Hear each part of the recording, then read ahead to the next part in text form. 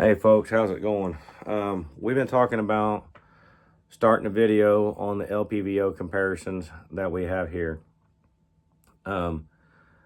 Just a little background on this real quick. No, LPVOs were not the first optic I bought. I have done red dots, I have done prism scopes, I have done red dots with magnifiers, and for what I do, the LPVO just seems to be hitting the spot. I do quite a bit of coyote hunting. I do go hog hunting. I do go deer hunting. I spend as much time hunting as I possibly can if I'm not working on a truck or at work itself. So, like I said, and as far as red dots go, they ain't all been cheap. But here's the sad thing. That EOTech has been beat out by a $100 to $200 optic from SIG. The EOTech didn't even last a year, and then SIG wouldn't EOTech wouldn't warranty it. That SIG Romeo 5 has been running pretty hard for 2 years. That's my favorite gun my wife likes to shoot. So there's that. It gets shot. It doesn't just sit in the safe. EOTech just sits in the safe just to piss me off, to remind me not to buy any of their shit. So, like I said, we're going to run down this real quick. So we got 3 LPVOs here. They're all the all 3 of them are $500 to $600 price range. The first one we're going to talk on a little bit is the Vortex PST GEN2.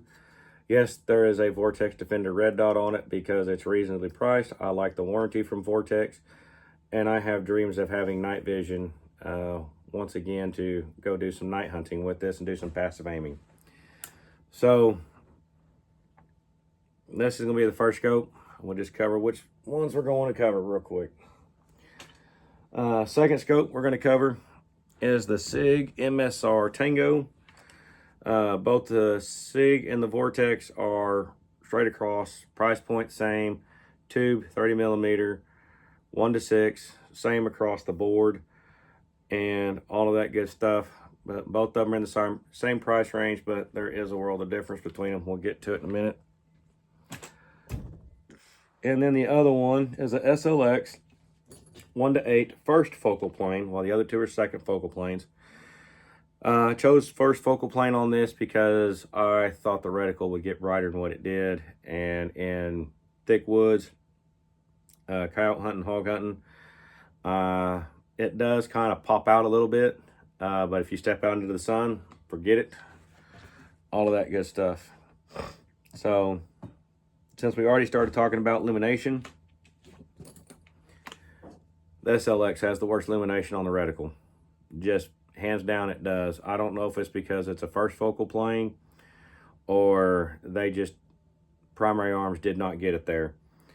The glass is pretty clear. It's definitely a usable scope. It's not something to really throw a whole lot of shade on, but out of these 3, illumination, it comes in last. I wish I had a nifty little deal, and I wish it was daylight outside so I could show you what I'm talking about. But when you're out in the sunlight and you're trying to look out there, it kind of produces just a red, dingy brown color. And it's really hard to pick up if you're trying to do things quickly. You really have to kind of, even on 1 magnification, you got to really look for it, and you start working your way through. It becomes 4, 5, and 6, it becomes really kind of noticeable. Hey, there's my reticle. I can start ranging with it and do what I need to do with it. You turn it up all the way to 8, you see the reticle real nice, but it gets really thick. But the illumination just does not help it at all. Second place illumination is the SIG Sauer. When it lights up, all weapons are clear, by the way. Yeah, it's just the dot and the horseshoe that light up in it, which I kind of like that. But no, it gets a little bit brighter than the SLX does, but no, it's not that bright. It really isn't. But once again, you step off into the woods with minimal shade, anything like that, boom, it comes alive. It's there. Definitely usable in that type of environment. So there's that part of it. Now, first place for illumination, the Vortex PST GEN2. The reticle does not light up on this one. I think this is probably a fiber wire. I probably should have looked into that before I started this video, but it definitely, it's just a dot, just like the Nova reticle and the primary arms has. It's a dot, and I mean, it gets bright. Actually, in bright sunshiny days, I'm running this on 6 instead of 10 as far as brightness goes, because it'll star out the target at 100 yards. You turn it down so you can get a better picture. Next thing we're going to cover, we'll cover the reticles real quick. Before we jump off and cover into the reticles, when I was talking about going out to long shot ranch, I was talking about making yourself the limitations of your equipment, not your equipment being the limitation itself. The point behind that, maybe I didn't explain it good enough. If you're the limitation, you can train yourself, you can practice yourself, or whatever you want to call it, but you can get rid of that limitation or that limit of the ability of your weapon. So with that being said, we'll kind of break off into this. First, we'll cover the SIG. Little busy for me, but like I said, all that lights up is this dot. No, it's not my middle finger, it's my index this time, guys. And the horseshoe light up. You've got these triangles right here. I'm assuming that's for running, trying to hit a target. And then you also have some windage. And then you have your BDC drop, which goes out to 800, which I like. Unfortunately, I did not take this optic out to do that long distance shoot. I was really focusing on the Poverty Pony to Thoroughbred. It's its own deal now, and the AR-10. I am going to go out to Long Shot Ranch again, and I am going to take this reticle out there. I want to see what it does. Really right now, what I'm noticing is the big limitation on this one is this dot. As far as fine aiming, I probably need to switch my zero up to a 50-yard zero with this gun. I just need to do some research and see how the BDC lines up on that point, and all that good stuff, because what I'm running into is when I'm shooting 100 yards, setting my zero, that dot eats all this red dot up, and it starts to get into this gray, your secondary ring. And instead of putting groups up like this, I'm putting groups up like this. And it's frustrating, but it's very hard to find. It's very hard to find a point where, yeah. I like fine point aiming. I like accuracy aiming. And the other reticle we're going to cover next is the PST GEN2. Now, it goes into a crosshair, and then you have these little MOA windages and MOA BDC drop. I did, after 3 shots doing the bracketing, with 77 grain OTM and the 85 grain shell shock Badlands ammunition. After 3 shots from the first set, I was dinging 800 yards all day long, and this BDC reticle does go out to 800 yards. And the 85 grain Badlands was traveling the same speed as the 77 grain OTM from PMC bronze, and so it had the exact same holds, and I was just dinging that coyote all the way out there. But yes, I like this reticle. I mean, this is the one that also has a little dot right there in the middle that lights up, and it gets pretty bright. The other reticle we'll cover is the ACSS reticle, and this is the one where I talk about limitations. Sorry about my artwork, it sucks and I don't have it exactly right, but this BDC reticle only goes out to 600 yards, and after that it's guesstimation. But the nice thing about this one is the chevron. I really do like the chevron. And yeah, this does have wind holds 5 and 10. As you work your way down, they spread out and all that good stuff. Kind of like the SIG does over here. I just got tired of drawing. I do like this reticle. I just wish it would go out further. But this is a 5.56 308 reticle. And 600 yards, you're pretty much pushing 62 grain and 55 grain to its max. 77 grain and the 85 grain, you can push it out to a little bit further, like 800 or 1,000. I did take some shots at 1,000 with this. I had to do a little bit of guesstimation down in here, but hey, we got her done. The reason I like the chevron is because what it lets me do on targets like this is I can take that chevron, get out of here. I can put it here on the side at the 1 o'clock, 3, 6, and 9. Well, it's 1, 6, 3, and 9 to me, backwards to you all, sorry. But what it does is it lets me really tighten up that 100 and 200 yard shot where I'm 100% happy when I pull the trigger. If that's where I want it to be, that's where it's going to be. With the chevron, I've been able to produce my tightest groups out of all 3 of these reticles. So that's the upside to the ACSS reticle. Downside is it just doesn't have enough drop on it for the gun it's on. Maybe it will find a new home on an AR-15 somewhere. I don't know. Let's see. Glass. Man, there's not a whole lot of difference. It's pretty hard to tell, to be 100% honest with you. With the SLX, the big complaint I got about it, especially when I'm running at runtime, one-time magnification, and I'm trying to do quick shots, is I pull up, I can see my target and I can hit it, but I haven't done any measurements, but it feels like the field of view is way smaller because you really do see that ring when you're looking through there. It's a thick ring. It kind of sucks. The SIG, it's pretty good. I don't know if they got some kind of tinting on the glass inside there or something, but there's kind of this weird blue hue, almost kind of like you're looking through a very, very light shade of sunglasses. But it works. I mean,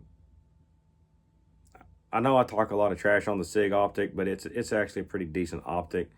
It's just probably not for me. The PST GEN2 doesn't have a hue, doesn't have a real thick ring around it. So I'm going to give the glass to the PST GEN2. So I think for the next part of this video, unfortunately, I do not think I'm going to get to go to the range this weekend. I've got a truck I've got to finish up. I've got a funeral to go to on Saturday. And there was something else going on Sunday. Unless birthday party. Got my granddaughter's birthday party. I can't go to the range and miss that. My wife would never forgive me. My son probably wouldn't either, to be honest with you. Or I know his wife wouldn't.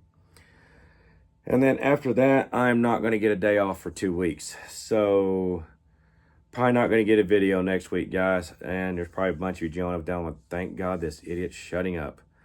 But what we'll do, we'll especially with the 5.56 guns, I mean, there is a small barrel difference, but they're both chrome lined. They're both 1-7 twist rate. One's a little newer than the other one. One's a 16, one's a 14-7 pin and weld. But they ought to group pretty decently, and I think I'll be 100% honest with you. We get out there, we'll do some 50-yard, some 100-yard, and 200-yard groupings. We'll use 55 grain, 62 grain. I've got some 75 grain Frontier up here from Hornady, and I will get some 77 grain OTM in, and I will still continue to try to get some Badlands 77 grain in, or even after what I've figured out with the 85 grain, maybe try to get some of that in as well, whatever I can get my hands on.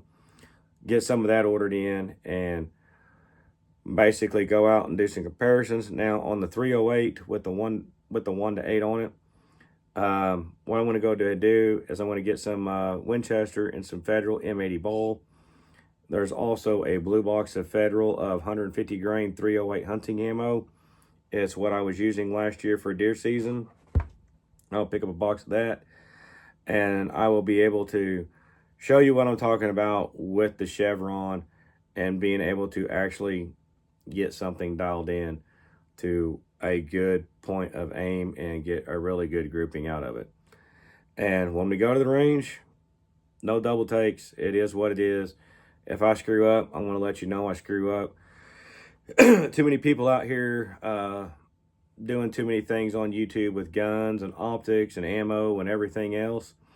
As I can say right now, the Badlands stuff, the shell shock stuff, I'm really impressed with so far. I just want to get my hands on a couple of different flavors and try it out and all of that good stuff.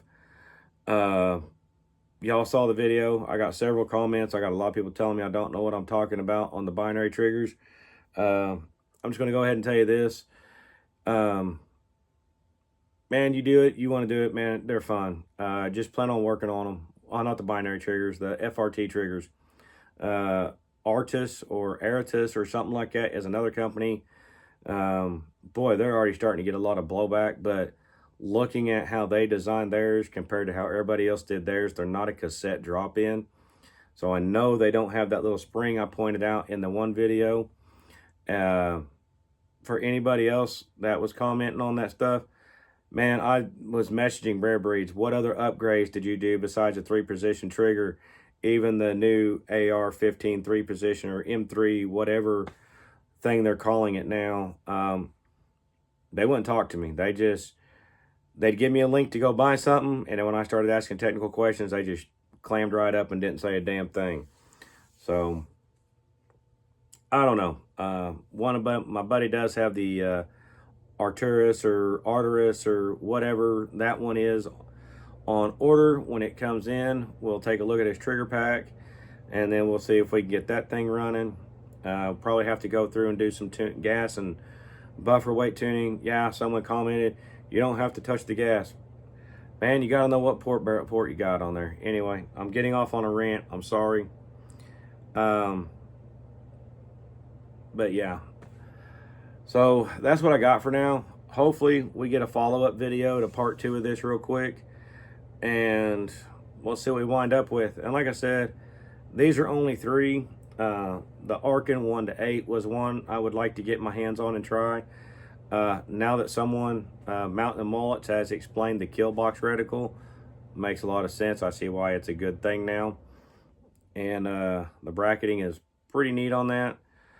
And Monstrum. Oof, I don't know. I mean, I've had a Monstrum scope in here before. It was wasn't a big fan of it. I mean, I'm sorry. It was a $400 to $600 scope, but it was $400 to $600 for what it was extremely freaking cheap, though. I'm not gonna lie. But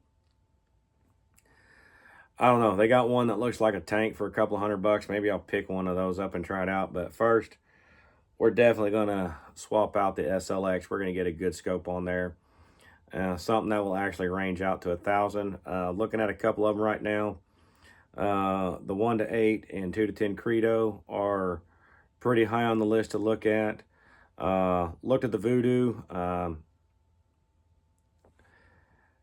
Comparison wise, so far what I've seen on them, the Voodoo and the Credo are pretty comparable, but the Voodoo is 2,000 plus, and I can get the 1-10 Credo for 1,500. So that's kind of the way I'm leaning right now, because I have some other stuff I need to get coming in first before I spend $2,000 on optic. So that's where we're at. That's where we're going to leave it. So we'll talk to y'all later, and I will try to get part 2 of this out as quick as possible. Y'all have a good one. Later.